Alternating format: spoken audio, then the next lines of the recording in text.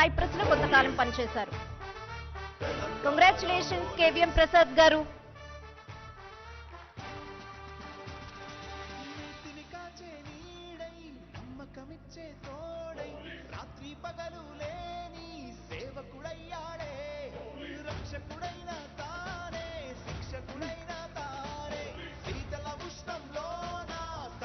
Next ఎం నరసింహరావు గారు, DSP టీజీఐసీసీ Hyderabad.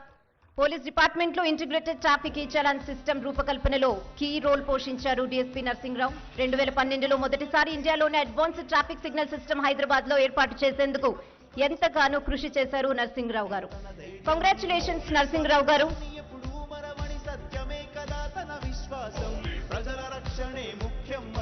Next Kaviti Ravikumar గారు, inspector of police SOT Maheshwaram zone. Ganja dacoit gangs ను అరికట్టడంలో కీలకంగా వ్యవహరించారు సిఐ తాబిటి రవికుమార్ గారు. రాబరీ కేసుల ఛేదనలో మంచి ట్రాక్ రికార్డ్ దక్కించుకున్నారు. కంగ్రాచులేషన్స్ రవికుమార్ గారు.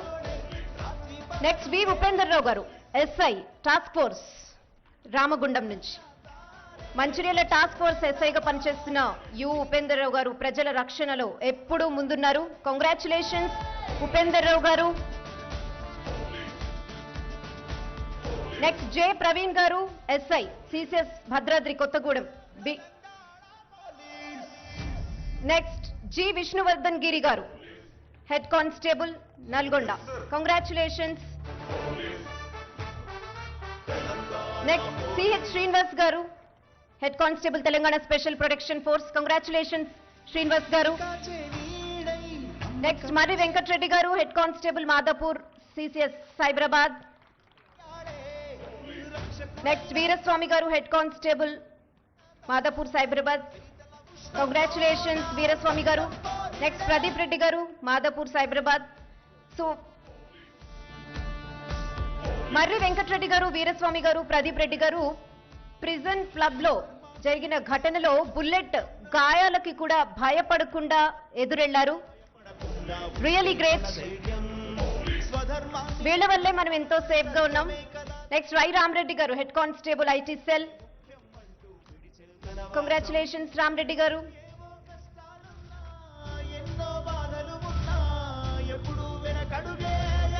Next D Ramesh Babu, head constable traffic cell. Congratulations Ramesh Babu గారు.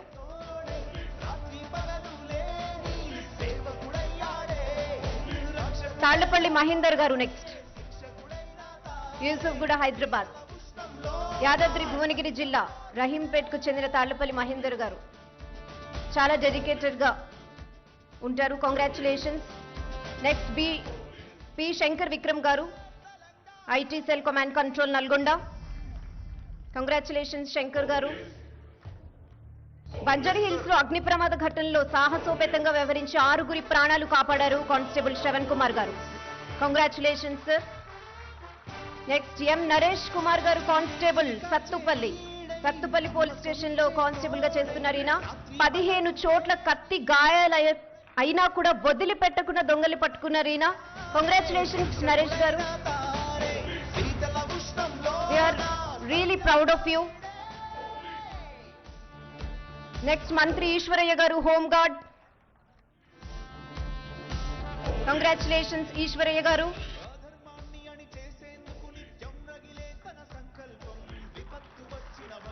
నెక్స్ట్ జి గోపీనాథ్ గారు, inspector of police Bhainsa Nirmal నుంచి. కంగ్రాచులేషన్స్ గోపీనాథ్ గారు.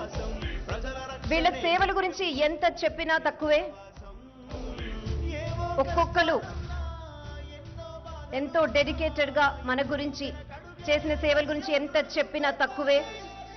ఫ్యామిలీ టైం ని కూడా వదిలేస్తూ ఉంటారు.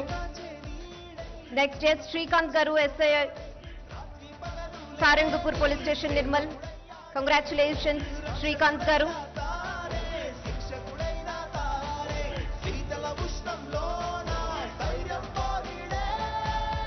నెక్స్ట్ ఏ శేఖర్ గారు, ఫైర్మ్యాన్, ఫైర్ స్టేషన్ నర్సాపూర్. అగ్ని ప్రమాదాల్లో వాళ్ళ ప్రాణాలు సైతం లెక్క చేయకుండా మన ప్రాణాల్ని కాపాడుతూ ఉంటారు. Really great. కంగ్రాచులేషన్ శేఖర్ గారు. నెక్స్ట్ బిల్లా కోటేశ్వర్ గారు, ఇన్స్పెక్టర్ ఆఫ్ పోలీస్ కరీంనగర్. ఎక్కడ పనిచేసినా పోలీస్ శాఖకు వన్నె తెచ్చేలా పనిచేశారు కోటేశ్వరరావు గారు. కేసుల పరిష్కారంలో కూడా మంచి పనితీరు కనపరిచారు. కంగ్రాచులేషన్స్ బిల్లా కోటేశ్వరరావు గారు. నెక్స్ట్ హరిప్రసాద్ గారు, ACP traffic west zone. Congratulations. Zee Telugu news అందరికీ సగర్వంగా అవార్డులు అందించింది. గౌరవనీయులు ముఖ్యమంత్రి సీఎం రేవంత్ రెడ్డి గారు. ఆయన బిజీ స్కెడ్యూల్లో కూడా మన కోసం టైంని కేటాయించినందుకు థ్యాంక్ యూ. ఇప్పుడు గౌరవనీయులు ముఖ్యమంత్రి మాన్యశ్రీ ఏ రేవంత్ రెడ్డి గారిని మాట్లాడవలసిందిగా కోరుతున్నాము. ఎప్పటి నుంచో వెయిట్ చేస్తున్నాం సార్ మాట్లాడితే వినాలని. ఎస్, ఆ టైం వచ్చేసింది. Please welcome sir.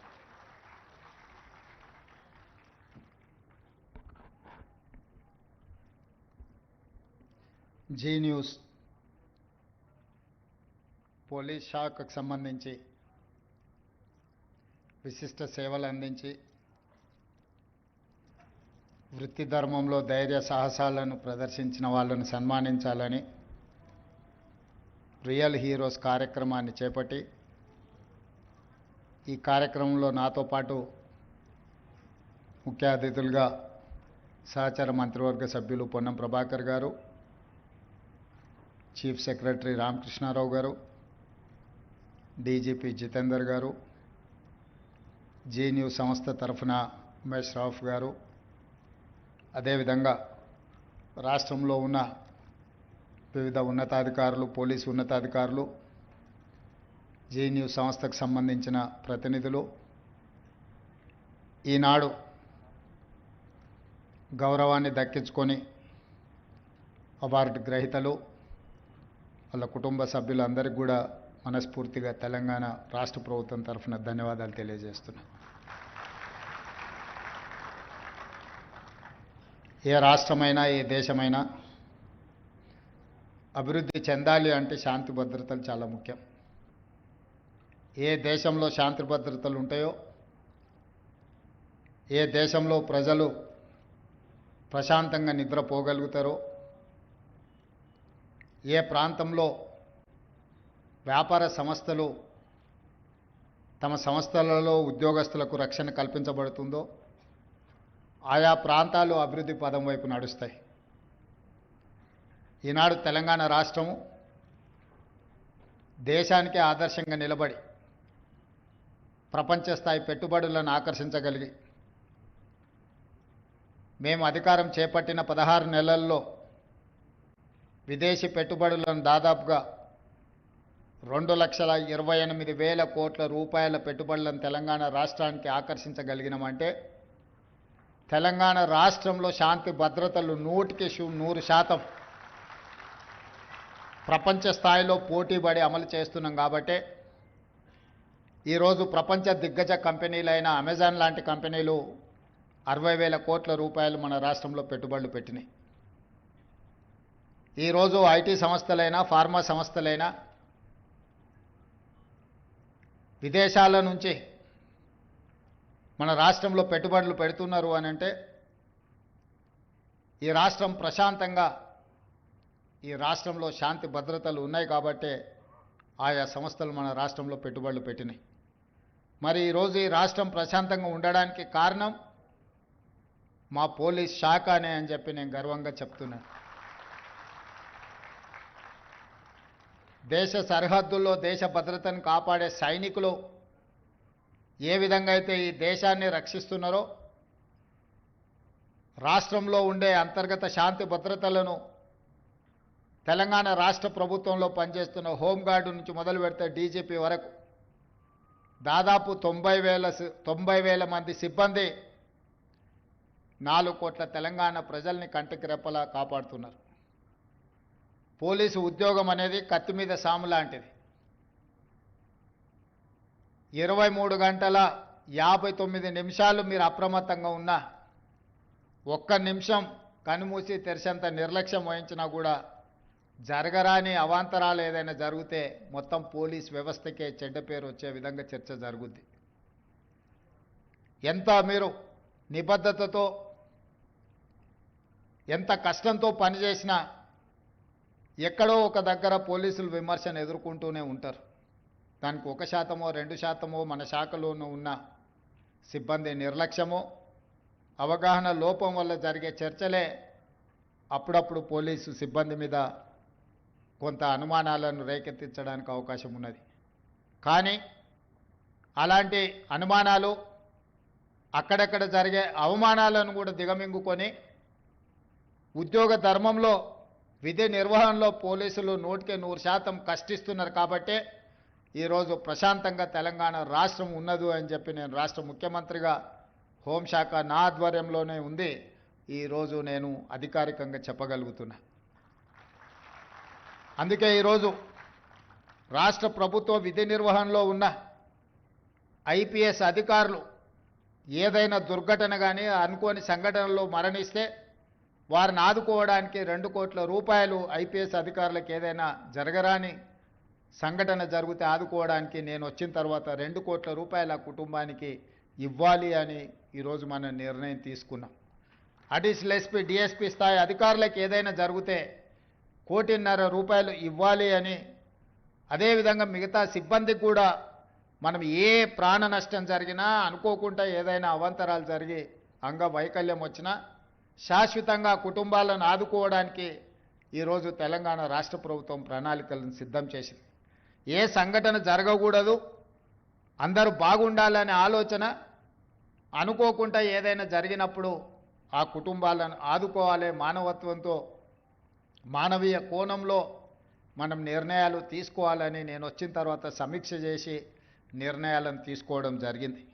ఇదే కాకుండా ఈరోజు విధి నిర్వహణలో అన్ని శాఖలకు సంబంధించిన సిబ్బంది ఉదయం 10 గంటలకు ఆఫీస్కి వస్తే సాయంత్రం 5 గంటలకో 6 గంటలకో 7 గంటల లోపల ఇంటికి చేరుకుంటారు. తమ కుటుంబ సభ్యులను తల్లిదండ్రులను భార్య బిడ్డలనే కాదు, తమ పిల్లలు ఎక్కడ చదువుకుంటున్నారో ఎలాంటి చదువులు నేర్చుకుంటున్నారో అవసరమైన పాఠశాలల్లో కాలేజీల్లో వాళ్ళ చదువులకు తల్లిదండ్రులు సమయాన్ని కేటాయించి వాళ్ళ పిల్లలను చదివించుకోవడానికి అవకాశం ఉంది. కానీ పోలీస్ శాఖ పోలీస్ సిబ్బంది తమ కుటుంబ యోగక్షేమాల మీద తమ పిల్లల చదువుల మీద దృష్టి పెట్టలేనంత సమయాన్ని ప్రజాసేవలోనే కేటాయిస్తున్నారు. ప్రభుత్వ ఉద్యోగస్తుల్లో 24 గంటలలో 18 గంటలు నిరంతరం పనిచేసే శాఖ ఏదైనా ఉన్నది అని అంటే అది పోలీస్ శాఖనే. అయినా వాళ్ళకి ఇవ్వాల్సినంత గుర్తింపు రావాల్సినంత గౌరవంలో కొంత లోపం ఉన్నది. వాళ్ళు నిరంతరం పనిచేసిన వాళ్ళ కుటుంబ సభ్యులు వాళ్ళ పిల్లల చదువుల మీద ప్రత్యేకమైన శ్రద్ధ చూపించడానికి తల్లిదండ్రులకు అవకాశం లేదు. అందుకే మన ప్రభుత్వం వచ్చిన తర్వాత మీ జీతభత్యాలు, మీ ఉద్యోగ నియామకాలు, మీ రిటైర్మెంట్ బెనిఫిట్స్నే కాదు, మీ పిల్లల భవిష్యత్ కోసం యంగ్ ఇండియా పోలీస్ స్కూల్ని మనం ఈరోజు స్టార్ట్ చేసుకున్నాం. దేశంలోనే ఆదర్శంగా నిలబడాలి. హోంగార్డు నుంచి డీజీపీ వరకు మీ పిల్లల చదువులు కార్పొరేట్ విద్యలో కార్పొరేట్ సంస్థలతో పోటీ పడే విధంగా తీర్చిదిద్దాలి అని మంచిర్యాలలో అత్యంత ఖరీదైన ప్రాంతం ఇన్ఫోసిస్, మైక్రోసాఫ్ట్ లాంటి దిగ్గజాలైన ఐటీ కంపెనీలు ఎక్కడైతే ఉన్నాయో 50 ఎకరాల స్థలం ఈరోజు మీ పోలీస్ స్కూల్ కోసం కేటాయించి ఒక కార్పొరేట్ లెవెల్ విద్యను మీకు అందించడానికి రాష్ట్ర ప్రభుత్వం తీసుకొని ఈ అకాడమిక్ ఇయర్లోనే ఈసారి అడ్మిషన్లను మొదలుపెట్టినాం. నేనే స్వయంగా వెళ్ళి ఆ స్కూల్ ప్రారంభోత్సవ కార్యక్రమంలో పాల్గొన్నాం. ఈరోజు సివి ఆనంద్ గారు ఇతర ఉన్నతాధికారులు అందరూ కూడా ప్రత్యేకంగా దాన్ని పర్యవేక్షిస్తున్నారు. ఎందుకు అనంటే ఎవరమైనా ప్రజాప్రతినిధులమైనా పోలీస్ అధికారులైనా ప్రభుత్వ సిబ్బంది అయినా మనం ఏమి చేసినా మన పిల్లల భవిష్యత్తు కోసం వాళ్ళకు ఒక మంచి సమాజంలో గౌరవాన్ని, మంచి విద్యను, ఉద్యోగాన్ని, ఒక సత్ప్రవర్తన కలిగిన పౌరులుగా తీర్చిదిద్దాలనేదే మన ఆలోచన.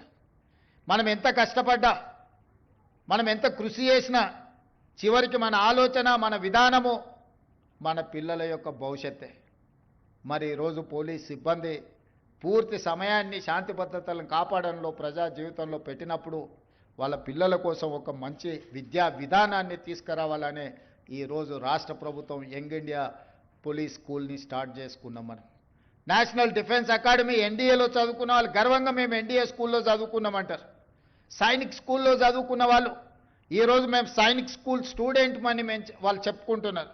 హెచ్పిఎస్ స్కూల్లో చదువుకున్న వాళ్ళు ఈరోజు మేము హెచ్పిఎస్ అని చెప్పుకుంటున్నారు.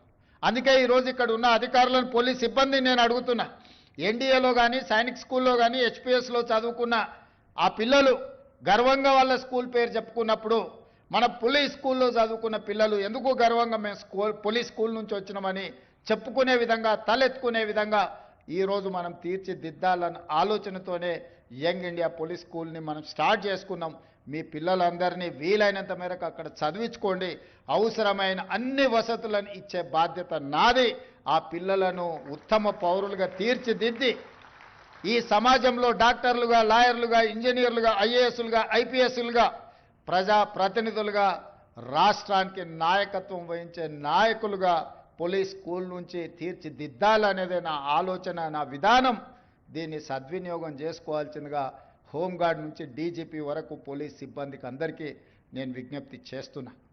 అదేవిధంగా ఈరోజు మీరు ఆలోచన చేయండి, దేశంలోనే మనకు శాంతి భద్రతలు కాపాడడంలో నెంబర్ 1 ర్యాంక్ వచ్చింది. ఇన్ఫ్లేషన్, నిత్యావసర వస్తువుల ధరలను నియంత్రించడంలో దేశంలో మొట్టమొదటి ర్యాంక్ మనకు వచ్చింది. ఈరోజు సైబర్ క్రైమ్లో కొల్లగొడుతున్న సొమ్ముని రికవరీ చేయడంలోనే దేశంలో మనం నెంబర్ 1 వచ్చినాం. ఈరోజు ఎస్ఐబి కానీ, ఇంటెలిజెన్స్ కానీ ఎక్కడైనా రాష్ట్రంలో, ఏ దేశంలో, ఏ మూలలో ఏ తప్పిదం జరిగినా, ఏ దాడులు జరిగినా, తీవ్రవాదుల నేపథ్యంలో దాడులు జరిగినా మన పోలీసులు ఇచ్చే సమాచారమే ఈ దేశంలోని నేరగాళ్లను పట్టుకోవడానికి మనం ఉపయోగపడుతున్నాం.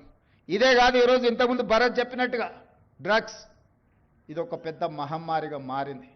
ఇవాళ ఏదో శ్రీమంతుల పిల్లలే కాదు, మధ్యతరగతి, దిగువ తరగతి పిల్లలు కూడా డ్రగ్స్లో కొకైన్ కానీ, గంజాయి కానీ, ఇతర మాదక ద్రవ్యాలు అత్యధికంగా వినియోగిస్తున్నారు.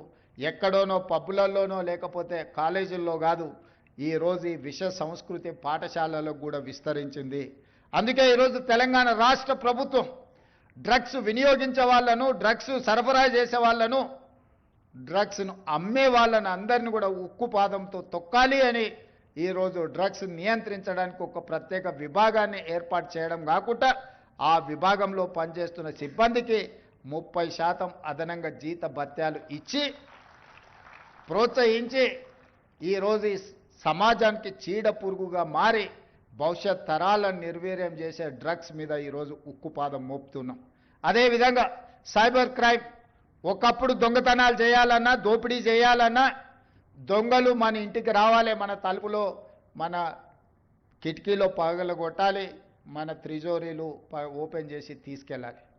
ఇప్పుడు నేరం మారింది, స్వరూపం మారింది. మన ఇంట్లో, మన జేబులో ఉండే సెల్ ఫోనే వాడు త్రిజోరీని పగలగొట్టినట్టుగా మన లోపలికి వచ్చి ఎక్కడో కూర్చొని, పక్క ఊర్లోనో పక్క దేశంలోనో కూర్చొని డైరెక్ట్గా మన ఖజానాలకు వచ్చి దొంగతనం చేస్తున్నాడు. ఒకప్పుడు దొంగతనం చేయాలంటే చాలా కష్టమైన పని. తలుపులు బద్దలు కొట్టాలి, లేకపోతే ఇంట్లో ఉన్న వాళ్ళ తలలు పగల కొడితే కానీ దొంగతనం చేసే అవకాశం ఉండేది కాదు దొంగలకు.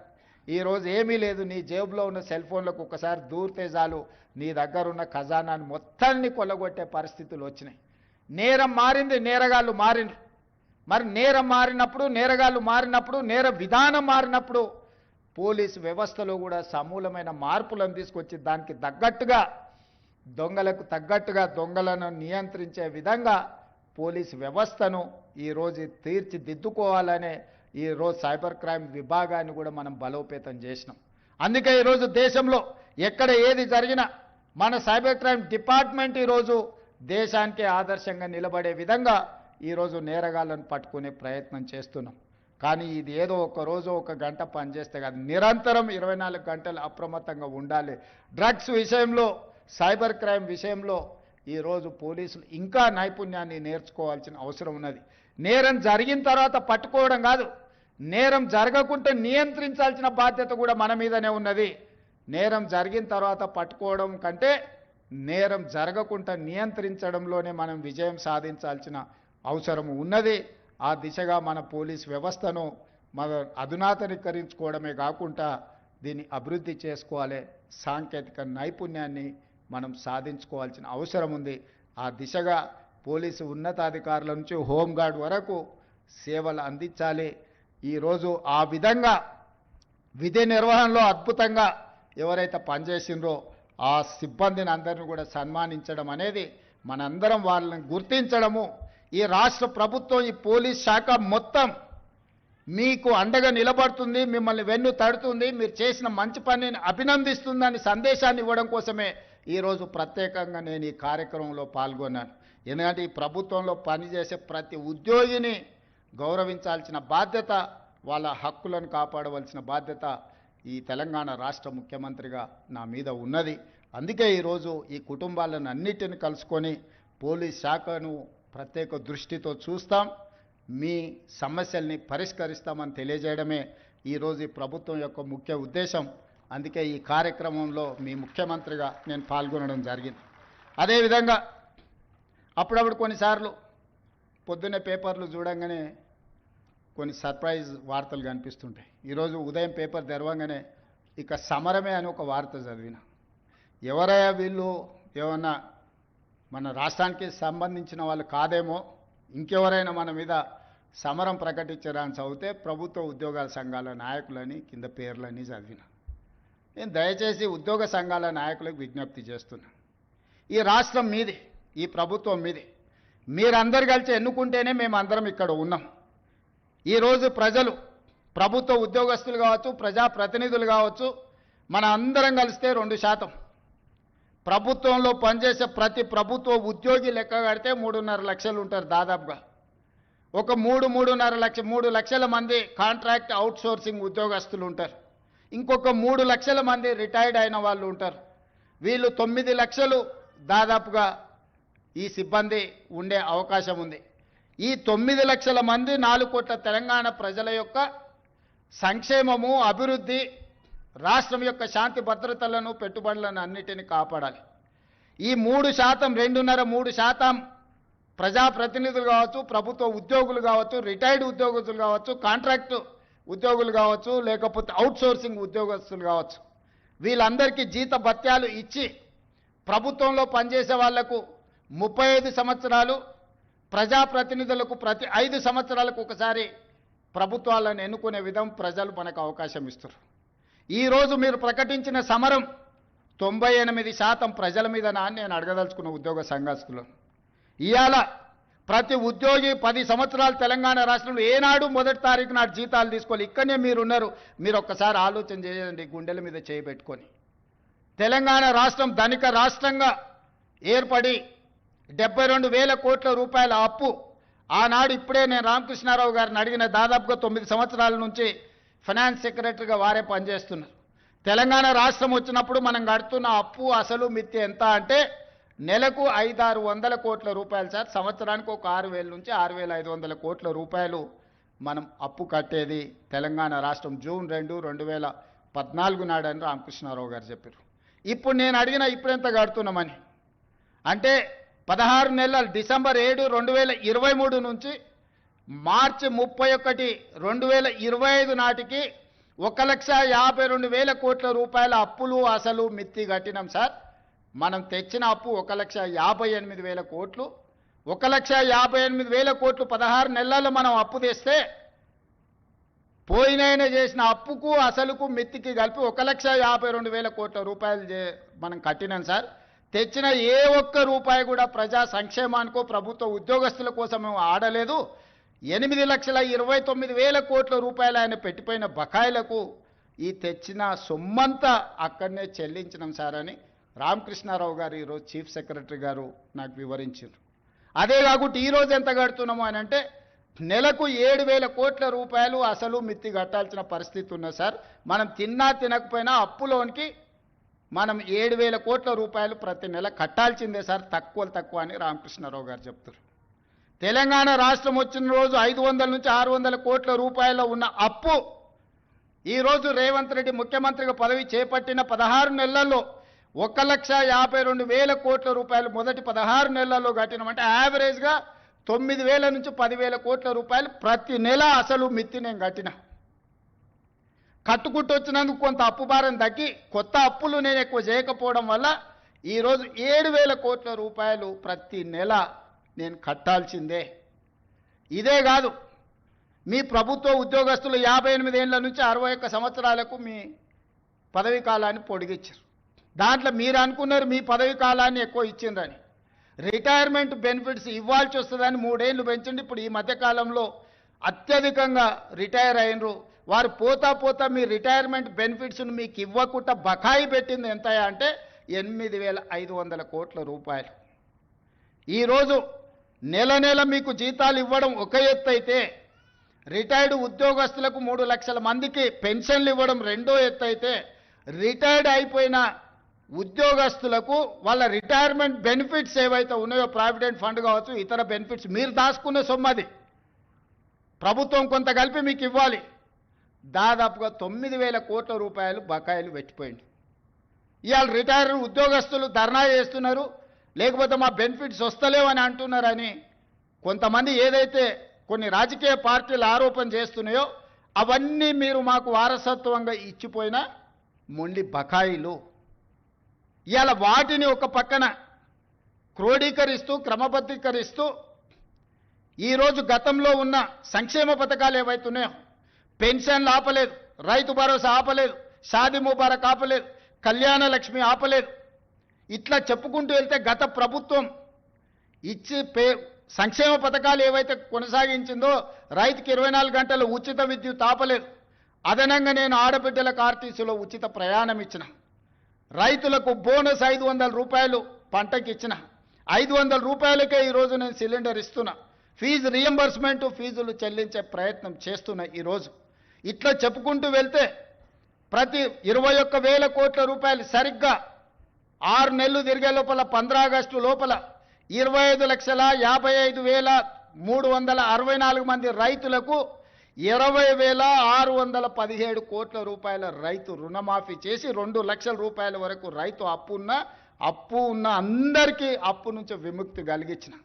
ఆయన పెండింగ్ పెట్టిపోయిన రైతు బంధు 7,625 కోట్ల రూపాయలు వచ్చిన మొదటి 3 నెలల్లోనే నేను చెల్లించిన. అంటే ఈ 15-16 నెలల కేవలం రైతులకే 30,000 కోట్ల రూపాయల నగదు వాళ్ళ ఖాతాలకు బదిలీ చేసిన. ఉచిత కరెంట్ ఆపలేదు. ఇవాళ పేదోళ్ళ ఇళ్లకు 200 యూనిట్లు ఉచితంగా నేను కరెంట్ ఇస్తున్నా. మా ఆడబిడ్డలకు 500 రూపాయలకు సిలిండర్ ఇస్తున్నాం. మా ఆడబిడ్డలకు ఆర్టీసీలో ఉచితంగా బస్సు ప్రయాణం, అమ్మగారింటికి వెళ్ళాలన్నా అమ్మవారిని దర్శించుకోవాలన్నా ఈరోజు ఆర్టీసీకి 5,000 కోట్ల రూపాయలు కట్టి నష్టాలలో ఉన్న ఆర్టీసీని ఈరోజు లాభాల బాటలో నడిపించే ప్రయత్నం చేస్తున్నాం. వెళ్తూ రైతులకు ఉచిత కరెంట్ ఇచ్చినా అన్నాడు. విద్యుత్ శాఖకు దాదాపుగా ఈ ఉచిత కరెంటు పేరు మీద 1,000 కోట్ల రూపాయలు బకాయిలు పెట్టిపోయాడు. ఈ విద్యుత్ శాఖ కోసం సింగరేణిలో బొగ్గు కొన్నాడు. సింగరేణి వాళ్ళకు 1,000 కోట్ల రూపాయలు బాకీ పెట్టాడు. ప్రాజెక్టులు కట్టినా అన్నాడు. కాంట్రాక్టర్ల బిల్లులు 50,000 కోట్ల రూపాయలు బకాయి పెట్టిపోయాడు. ఇట్లా ఏడ కనిపిస్తే అక్కడ, ఎక్కడ దొరికితే అక్కడ, ఎంత మిత్తికి వస్తే అంత మిత్తికి ప్రభుత్వం ఇరిగేషన్ ప్రాజెక్టులు కడితే 4-5% మిత్తికి లోన్లు దొరుకుతాయి. 11% అప్పులు తీసుకొచ్చిండా, సొంతం కోసం చేస్తుండేనా? ఇవాళ 11%తోనే అప్పులు తేవడం అంటే ఇంతకంటే దుర్మార్గం ఎక్కడుండదు. మీ పోలీస్ స్టేషన్లలో వస్తాయి. పెద్ద పెద్ద కుటుంబాల పిల్లలు వ్యసనాలకు బానిసలై ఊరి మీద పడి అప్పులు చేసి ఆస్తులన్నీ అమ్మేస్తుంటారు. అట్లనే ఔటర్ రింగ్ రోడ్ అమ్మేసారు. ఆయల్ల కష్టపడి కట్టిన 160 కిలోమీటర్ల ఔటర్ రింగ్ రోడ్డు 7,500 కోట్ల రూపాయలకి వనుకో అమ్ముకొని పోయింది. గచ్చిబౌలి, మాదాపూర్, కొండాపూర్లు ఉన్న భూములన్నీ అమ్మేసాడు. ఒకప్పుడు గ్రామాలలో శ్రీమంతులు ఉంటే వాళ్ళ పిల్లలు సరైన ప్రయోజకులు కాకపోతే ఎట్లా ఏ విధంగా అయితే ఆస్తులన్నీ అమ్ముకొని ఖర్చు పెడతారో అట్లనే తెలంగాణ రాష్ట్రంలో కూడా 10 సంవత్సరాల పరిపాలన జరిగింది. నేను వచ్చిన తర్వాత ఒక గుంట భూమి కూడా ఈ రోజు వరకు అమ్మలే. ఇవాళ నేను చేసిన అప్పు మొత్తం పాత అప్పులు కట్టనికనే చేసిన. ఇప్పుడే కాదు, భవిష్యత్తులో కూడా ప్రతి నెల 10,000 కోట్ల రూపాయలు అప్పు చేస్తే 9,000 కోట్ల రూపాయల పైన ఆ పాత అప్పులకు అసలుకు మిత్తికే కట్టాలి అంటూ నువ్వు 5-6 లక్షల కోట్ల అప్పు చేసినట్టే ఉన్నావని. అసెంబ్లీలో అన్నాడు 1,52,000 కోట్ల రూపాయలు అప్పు చేసినావు నువ్వు అని. నేను లేచి లెక్క సరిదిద్దాను. 1,52,000 కోట్లు కాదు స్వామి, 1,58,000 కోట్లు అప్పు చేసిన. 1,52,000 కోట్లు నువ్వు చేసిన అప్పులకు తప్పులకు పాయమాలు కట్టినా అని చెప్పిన. మీరందరూ మా కుటుంబ సభ్యులు. ప్రభుత్వం అంటే నేను ఒక్కనే కాదు, మనందరం కలిస్తేనే ప్రభుత్వం. మనం పాలకులం కాదు, మనం సేవకులం. మీకు ఒక రెస్పాన్సిబిలిటీ ఉంది, నాకు ఇంకొక రెస్పాన్సిబిలిటీ ఉంది. Different designation. హోంగార్డ్కి ఎట్లా బాధ్యత ఉందో, కానిస్టేబుల్కి ఎట్లుందో, హెడ్ కానిస్టేబుల్కి ఎట్లుందో, ఎస్ఐకి ఎట్లుందో, సిఐకి ఎట్లుందో, డిఎస్పీకి ఎట్లుందో, ఎస్పీకి ఎట్లుందో, అప్ టు డీజీ ర్యాంక్ వరకు ఎట్లుందో, ఎలక్టెడ్ రిప్రజెంటేటివ్ పొలిటికల్ ఎగ్జిక్యూటివ్గా మాకు ఇంకొక బాధ్యత ఉంది. కానీ మనందరం కలిస్తేనే పంచాయతీరాజ్, రెవెన్యూ, R&B అన్ని శాఖలు కలిస్తే, పోలీస్ శాఖ కలిస్తేనే ప్రభుత్వం. మరి మీరందరూ ప్రభుత్వంలో భాగస్వాములు, ప్రజలకు జవాబుదారీగా ఉండాల్సిన వాళ్ళు, ప్రజల కష్టాలు ఉన్నప్పుడు ప్రజలను ఆదుకోవాల్సిన వాళ్ళు, ప్రభుత్వం ఆర్థిక ఇబ్బందులు ఉన్నప్పుడు సహకరించాల్సిన ఉద్యోగ సంఘాల నాయకులు ఈరోజు సమరం అని ప్రకటిస్తున్నారు. ఎవరి మీద సమరం చేస్తారు? ఎవరిని మీరు ఈరోజు ఎవరిని నిందించదలుచుకున్నారు? ఎవరిని కొట్టదలుచుకున్నారు? ఎవరి మీద మీరు యుద్ధం ప్రకటిస్తున్నారని నేను సంఘాల నాయకులను అడగదలుచుకున్నా. మీకు బాధ్యత లేదా? 35 సంవత్సరాలు ప్రజలు మన జీత భత్యాలు ఇచ్చి రిటైర్ అయిపోయిన తర్వాత మనకు పెన్షన్ కూడా ఇచ్చి మన కుటుంబాలను ఆదుకుంటున్న 98% ప్రజల యొక్క పెన్షన్లు కానీ, రైతు రుణమాఫీ కానీ, రైతు భరోసా కానీ, ఉచిత కరెంటు కానీ, షాదీ ముబారక్ కానీ, కళ్యాణ లక్ష్మి కానీ, ఆర్టీసీలో ఆడబిడ్డలకు ఉచిత ప్రయాణం కానీ, ఇవన్నీ చేయాల్సిన బాధ్యత ప్రభుత్వ ఉద్యోగ సంఘాల నాయకుల మీద లేదా? ప్రజాప్రతినిధుల మీద మాత్రమే ఉన్నదా? మాకే కాదు, మీకు కూడా వాళ్ళే జీత భత్యాలు ఇస్తున్నారు. మీకు ఉద్యోగాలు ఇచ్చింది కూడా ఈ ప్రజలే కదా. మీకు ఉద్యోగాలు ఇచ్చిన వాళ్ళే మాకు ఉద్యోగాలు ఇచ్చారు. మనందరం కలిస్తేనే ప్రభుత్వం. దయచేసి ఉద్యోగ సంఘాల మిత్రులకు, నాయకులకు నేను విజ్ఞప్తి చేస్తున్నా. ఇది ప్రజాప్రభుత్వం, ప్రజల కోసం పనిచేస్తున్న ప్రభుత్వం. ఏదైనా విషయం ఉంటే చర్చించండి, మాట్లాడుకుందాం. ఈరోజు కూడా నేను స్పష్టంగా చెప్తున్న వేదిక మీద నుంచి, ప్రతి నెల ఈ తెలంగాణ రాష్ట్ర ప్రభుత్వానికి వస్తున్న ఆదాయం 18,000 నుంచి 18,500 కోట్లు. కానీ ప్రతి నెల నాకు కనీస అవసరాలు తీర్చడానికి 22,500 కోట్ల రూపాయలు కావాలి. ఈరోజు మీకు ఇచ్చే జీతాలు కానీ, మీ పెన్షన్స్ కానీ, లేకపోతే ఈరోజు సంక్షేమ పథకాలు కానీ, రాష్ట్రంలో ఉన్న పనులు చేయడానికి 22,500 కోట్ల రూపాయలు కావాలి. 4,000 కోట్ల రూపాయలు ప్రతి నెల ఆదాయం తక్కువ ఉంది. అప్పుడప్పుడు ఆశా వర్కర్లు అంటుంటారు మా జీతం రాలేదని, ఇంకోసారి అంగన్వాడీ వాళ్ళు అంటుంటారు, ఇంకోసారి అవుట్ సోర్సింగ్ వాళ్ళు అంటుంటారు. మా రామకృష్ణారావు గారు, మా బట్టి విక్రమార్క గారు చేస్తున్నది ఏంటంటే, ఓ నెల ఈయన కాపీ ఆయనకి ఇస్తుండు, ఒక నెల ఈయన కాపీ ఆయనకి ఇస్తుండు, అడ్జస్ట్మెంట్ బడ్జెట్ పద్మనాభం పనులు చేస్తున్నారు. ఉన్నది 18,500 కోట్లే. 18,500 కోట్లల్లో ఈరోజు 7,000 కోట్ల రూపాయలు అప్పుకు పోయింది. 5,000 నుంచి 5,500 కోట్ల రూపాయలు మీ జీత భత్యాలకు పోయింది.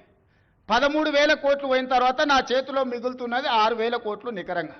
ఈ 6,000 కోట్ల పెన్షన్ ఇవ్వాలన్నా, వృద్ధాప్య పెన్షన్ ఇవ్వాలన్నా, రైతు రుణమాఫీ చేయాలన్నా, రైతు భరోసా ఇవ్వాలన్నా, షాదీ ముబారక్ ఇవ్వాలన్నా, కళ్యాణ లక్ష్మి ఇవ్వాలన్నా, ఫీజు రియంబర్స్మెంట్ కట్టాలన్నా, ఏమేం పథకాలు చేయాలి?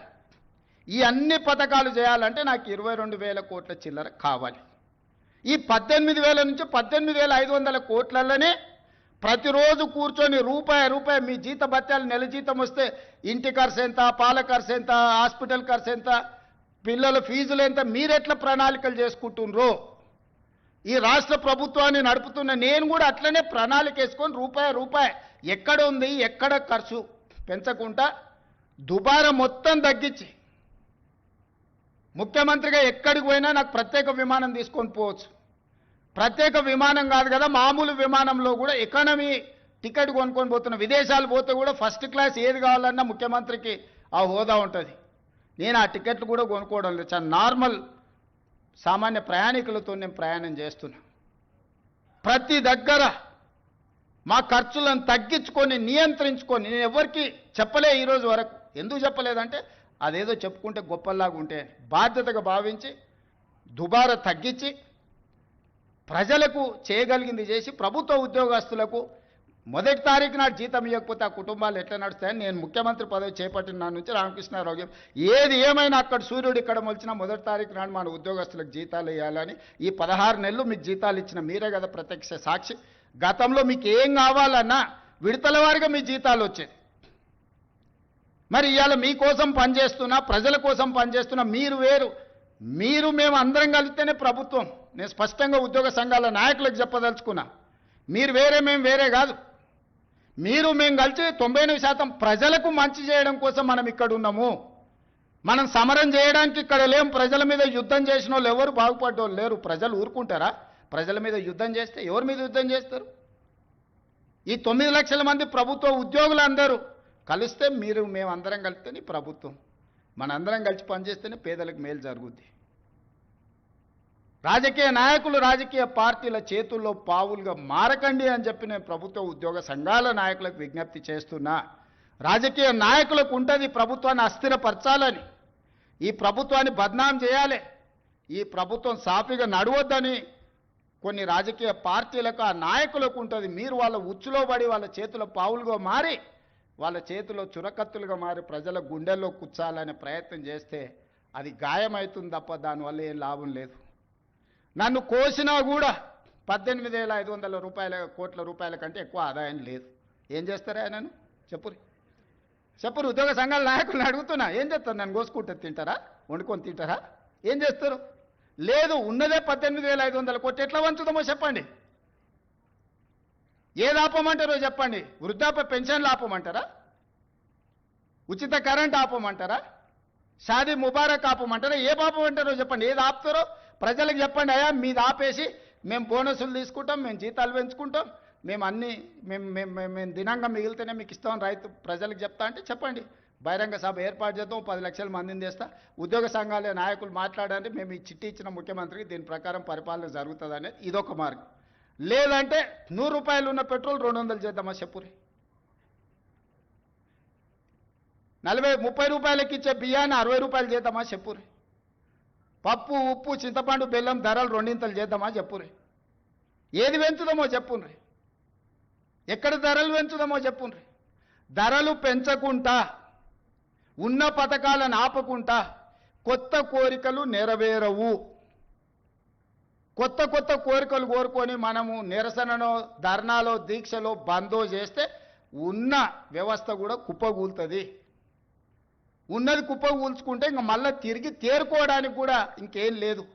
ఇంకో దివాలా రాష్ట్రంగా మనం మారుతాము.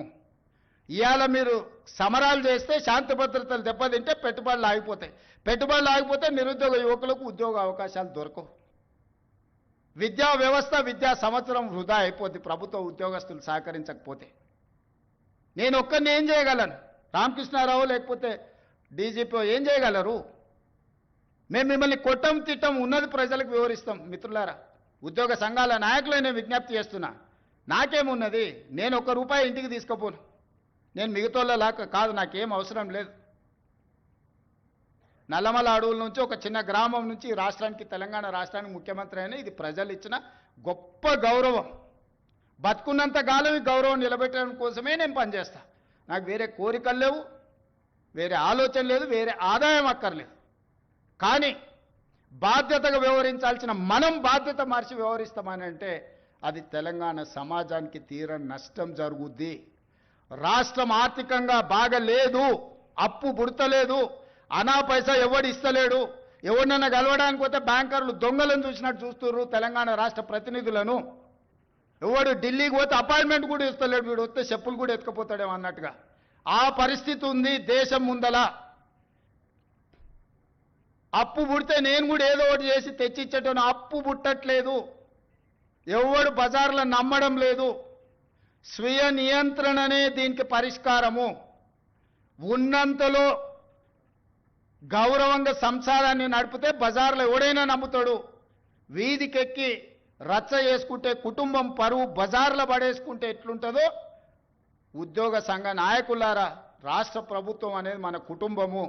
ఈ పరువును బజార్లో మీరు పడేస్తాము అనంటే కుటుంబ పెద్దగా వద్దు అని నేను విజ్ఞప్తి చేస్తున్నా. దయచేసి విషయాన్ని అర్థం చేసుకోండి.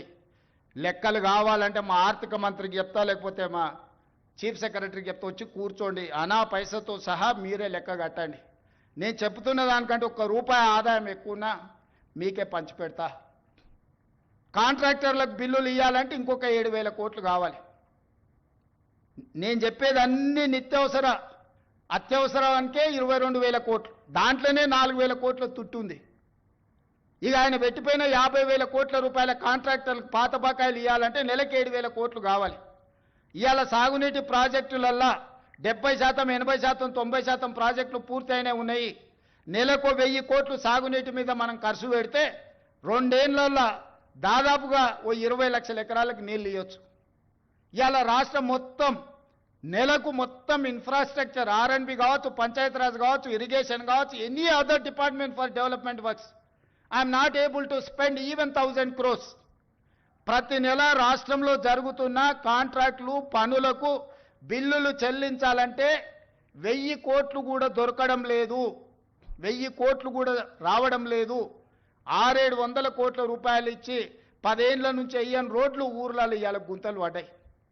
మీరు కష్టపడి కారు కొనుక్కుంటారు, మీరు సైకిల్ మోటార్ కొనుక్కొని ఫ్యామిలీతో పోతుంటే సడన్గా గుంత వస్తే అందులో పడి కింద పడి కాలు ఇరిగిపోతుంది. ఇవాళ చిన్న చిన్న గ్రామాలకు రోడ్లు వేయాలంటే అనా పైస లేదు. పాత రోడ్ల మీద డాంబర్ వేద్దామంటే కూడా రూపాయి లేదు. రాష్ట్రం మొత్తం ఆర్థికంగా దెబ్బతిన్నున్నాము. ఒక కుటుంబం విచ్ఛిన్నమైపోయి చిన్నాభిన్నమైపోయి ఆర్థికంగా పూర్తిగా దివాలా తీస్తే ఎట్లుంటుందో తెలంగాణ రాష్ట్ర ప్రభుత్వం యొక్క ఆర్థిక వ్యవస్థ అట్లనే ఉంది. ఎవరికైనా అనుమానం ఉంటే ఉన్న అన్ని లెక్కలు బహిరంగంగా చెప్తా.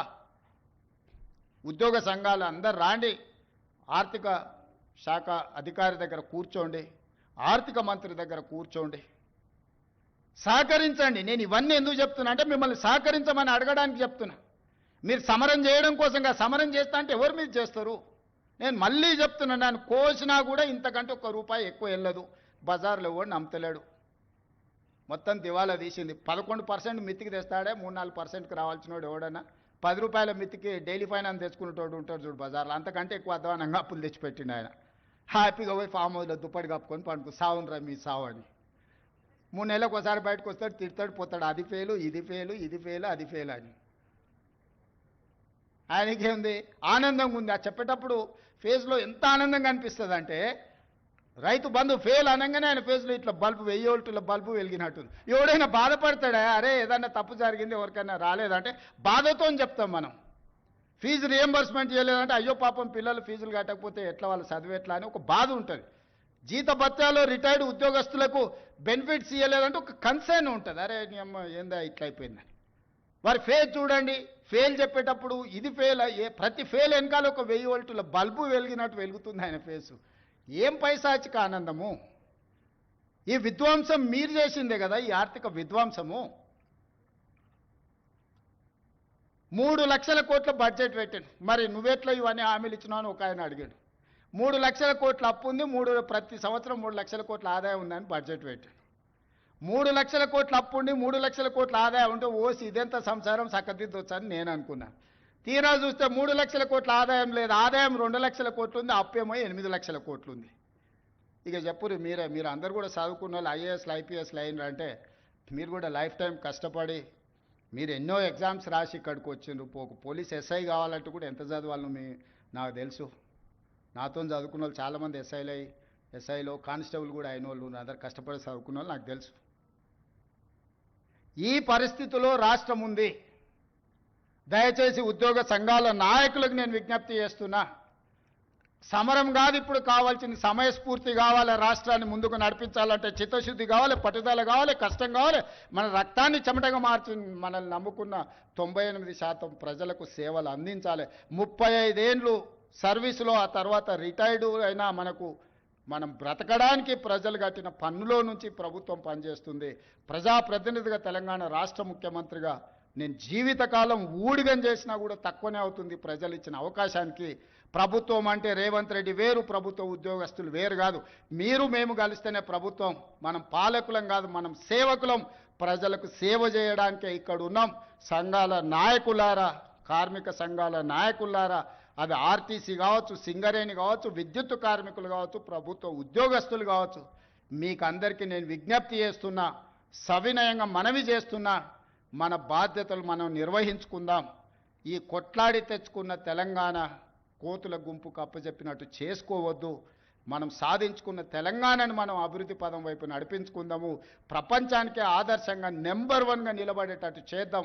కష్టపడుతున్న రోజుకు 18 గంటలు. ఏ రోజైనా డిసెంబర్ 7, 2023 నాడు బాధ్యత తీసుకున్నాక ఈ రోజు వరకు ఒక్క రోజైనా, ఒక్క గంట అయినా నేను సెలవు తీసుకున్నానా మీరు ఆలోచన చేయండి.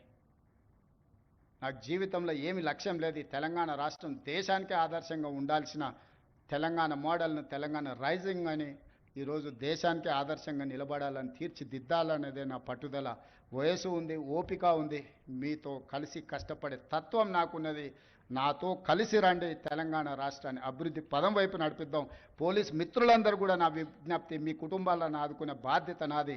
శాంతి భద్రతలు కాపాడండి, డ్రగ్స్ మీద ఉక్కుపాదం పెట్టి తొక్కండి, సైబర్ క్రైమ్లను నియంత్రించండి. మనందరం కలిసి రాష్ట్రాన్ని దేశానికే గొప్పగా తలమానికంగా తీర్చిదిద్దుదామని మీ అందరికీ తెలియజేస్తూ మీ అందరి దగ్గర సెలవు తీసుకుంటున్న మిత్రులారా.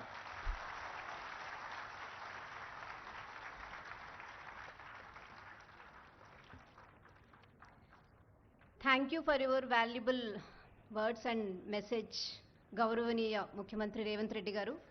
సో మొత్తానికి తెలంగాణలో ఐటీ అయినా ఫార్మా అయినా పెట్టుబడులు పెడుతున్నాయంటే నిజంగానే దానికి ముఖ్యమంత్రి రేవంత్ రెడ్డి గారు చెప్పినట్టు సేఫ్టీనే కారణం, దానికి పోలీస్ శాఖ కారణం, దానికి హోంశాఖను లీడ్ చేస్తున్న ముఖ్యమంత్రి రేవంత్ రెడ్డి గారే కారణం. గౌరవనీయ ముఖ్యమంత్రి రేవంత్ రెడ్డి గారు తెలంగాణ పోలీసులకు ఫ్రీ హ్యాండ్ ఇచ్చారు. దానివల్ల అంతర్జాతీయ స్థాయిలో పోటీ పడేలా మనకి రిజల్ట్స్ చూస్తున్నాం, సక్సెస్ కూడా చూస్తున్నాం. దానికి ఎగ్జాంపులే ఇండియా జస్టిస్ రిపోర్ట్ 2025లో తెలంగాణ టాప్ ప్లేస్లో నిలిచిందంటే అది కూడా మన ముఖ్యమంత్రి పరిపాలన దక్షతకే నిదర్శనం. సో చట్టం ముందు అందరూ సమానమనే సంకేతం ఇస్తూ ఉంటారు ఎప్పుడు. అండ్ నిజంగానే ఏ డిపార్ట్మెంట్లో కూడా 18 అవర్స్ వర్కింగ్ అవర్స్ అయితే ఉండవు. మాకు కూడా 9 అవర్స్, ఎప్పుడైనా 1-2 అవర్స్ ఎక్కువ చేస్తాం. బట్ పోలీస్ శాఖలో 18 అవర్స్ కష్టపడుతున్న పోలీస్ అన్నలందరికీ హ్యాట్స్ ఆఫ్. వాళ్ళ ఫ్యామిలీస్ చేసే సాక్రిఫైసెస్ కూడా సెల్యూట్. సో ఇప్పుడు అతిథులకి మొమెంటేస్తో సత్కరించుకుందాం. సో గౌరవనీయ ముఖ్యమంత్రి రేవంత్ రెడ్డి గారిని AP Telangana Zee director Umesh రఫ్ గారు సత్కరిస్తారు. అలాగే Zee Telugu news chief editor Bharath Kumar గారు మిగతా అతిథులకు మొమెంటోస్తో సత్కరిస్తారు. అతిథులతో పాటు మేము ఈ ఈవెంట్ని ఆడిటోరియంలో సక్సెస్ఫుల్గా చేసుకోవడంలో సాయం చేసిన శ్రీ ఎం సత్యనారాయణ గారు ఇన్ఛార్జ్ డిఎస్పి టీజీఐసిసి వారికి కూడా మొమెంటోతో సత్కరించుకుందాం. అలాగే విజయ్ భాస్కర్ రెడ్డి గారు ఏసీపీ, గోపాల్ రెడ్డి గారు సిఐ, ప్లీజ్ వాళ్ళని కూడా స్టేజ్ మీదకి రావాల్సిందిగా కోరుతున్నాను. Zee Telugu news chief editor Bharath గారు డిగ్నిటరీస్కి మొమెంటోస్తో చిరు సత్కారం చేస్తారు.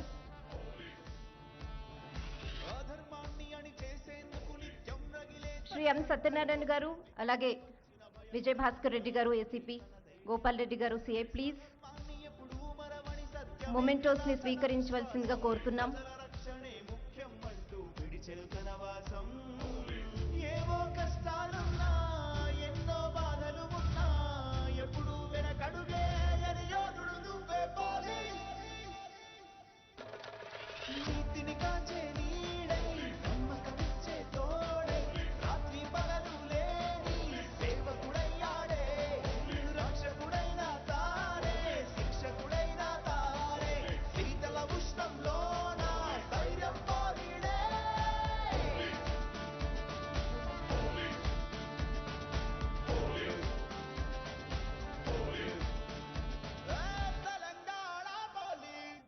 రమేష్ రెడ్డి గారు ఐజీ, ప్లీజ్ చిరు సత్కారాన్ని స్వీకరించవలసిందిగా కోరుతున్నాం.